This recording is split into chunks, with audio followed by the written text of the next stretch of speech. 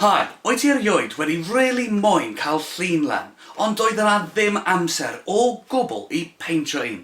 Wel, becso ddim mwy, oherwydd mae gennym ni ei spray-on painting.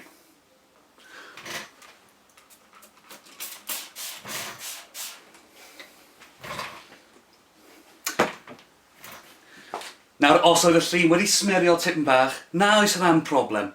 Just rhoi spray arall arno fo, a bydd y problem mynd i ffwrdd.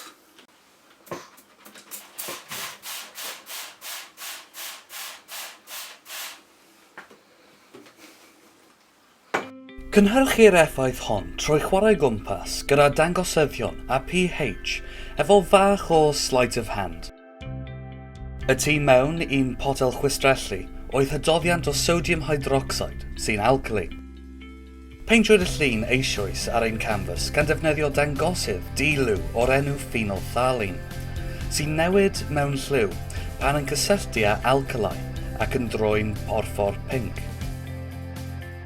I gael gwared o'r paentiad, fe wnaeth o newid y botel o dan olygfa'r camera. Roedd yr ail botel hon yn cynnwys hydoddiant 10% o acid acetic, sy'n fwy adnabyddus fel vinegar gwyn. Mae'r acid yn niwtraleidio'r alkali, sy'n yn achosi i'r dangosydd dychwelyd i'w gyflwr dilw.